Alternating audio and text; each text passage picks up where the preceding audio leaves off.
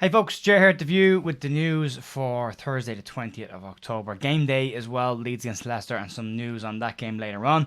I'm going to start off with some news around the young players at Leeds and Sonny Perkins in particular. Bolton manager Ian Evatt has said that he caught the eye against them the other night in the Papa John's Trophy.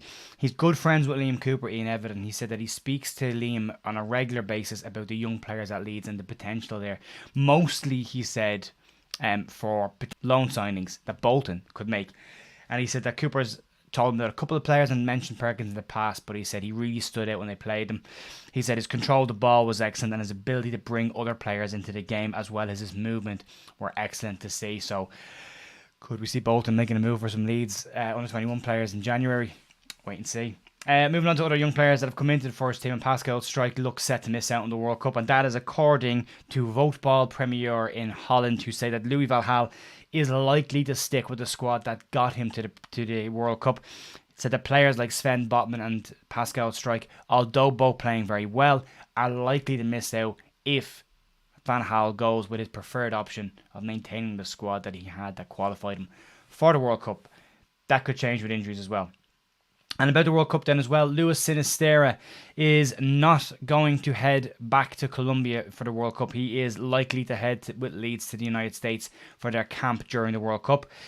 Colombia didn't qualify for the World Cup, but do have several friendlies lined up for the November-December timeframe, and are looking to get more friendlies in, and they wanted to have Sinisterra involved. Unfortunately, Leeds and other clubs are not obliged to release their players for non-FIFA related dates, and Leeds have said they won't be releasing Sinisterra to Colombia for these dates, that he will travel with the pack and he will help them work on the areas that they want to work on. There's no bad blood here or any issues here. The Colombian manager has said that he understands this and he was aware that this could happen and that there's no problem there and no issue there. So Sinisterra will head with Leeds to the United States for their camp while the World Cup is going on.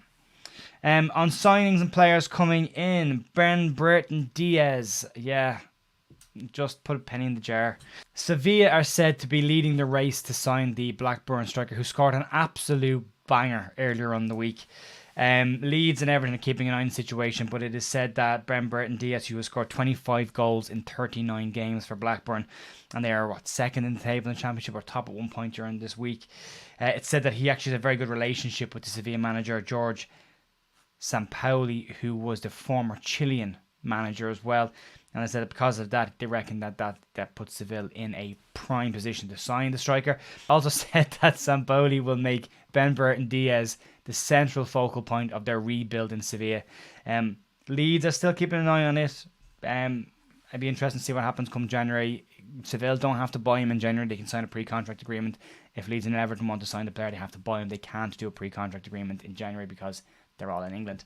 So that's the problem there. Moving on to the Leeds Ladies, and some good news for them. A 1-1 draw away to York City. A goal by Abby Brown, getting the equaliser in front of 2,500 people or thereabouts in York. This puts Leeds Ladies 2 points clear at the top of Division 1 North table and puts them in a prime position to go on and win the division. So yeah, good result away. Abby Brown with a lovely equaliser to get Leeds back in the game there. And then moving on to the men's team and their game against Leicester City tonight. We saw Jesse Marsh's press conference. You're probably aware of all of this, and I'm going to say anyway, but sure, look, we'll say it anyway. Pascal Struijk is out after getting a minor knock and will miss the game tonight. Junior Firpo has been confirmed as will start the game, so obviously he wasn't injured last week. He was just out of the squad.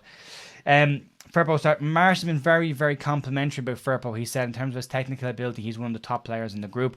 His pace and his passing ability also in the top areas of the group as well. There are little areas to work on, but he said as a player all around, he's probably one of the better players in the group. So yet to see that ourselves, but he hasn't really had that run that we all want him to get on. I think he will suit Jesse Marsh's system, but he's coming into the Leeds team at a time where we need to get 3 points tonight.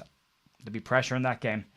Also in that game, we know Leicester City are missing 6 players. Leeds only have Firpo out, but when Jesse Marsh was asked about Nyonto, Joffe and Somerville, he said that all of those players will be involved tonight with the squad. That doesn't guarantee them place on the bench. It just means they're in the travelling squad. So, but the 3 of them are likely to come along as well. And he was asked about his feelings on the again muted Super League. The big clubs ever get their head out of their arses and move on from the Super League thing. He said any version of a Super League is absolutely ridiculous. He was pretty strong against it. Everyone is strong against this except the clubs that want it. It's greed, it's money, and that's all it is. and it should be knocked on the head. It shouldn't be allowed to happen again, and these clubs should start being fined and removed from European competitions as they continue to push this forward. Or let them go. Let them go. Let's see how interesting that league is after 3 or 4 years of just playing the same teams. So we'll wait and see what happens there. But Jesse Marsh very much against it. Big game tonight. Big performance needed. Let me know in the comments what you think about score prediction wise. I'm going to go out on a limb here. Pat Bamford to get a hat-trick. Pat Bamford to get a hat-trick tonight. And just to level everything out. 3-1 win to Leeds. It's not going to happen, is it? But next 2 games are vitally important for the season, so let's hope we get 3 points. Let me know in the comments what you think. We are streaming tonight over in the American Leeds podcast directly straight after the match tonight to give immediate reactions. If you want to catch us over there, you can get it on Alex's YouTube channel, which is American and Leeds podcast. I'll put a note in the community tab as well about that as well. It'll be shared on Twitter as well. So if you want to see that, you can. And I'll be back tomorrow morning with reactions and more news to yesterday's game. See you then. Bye.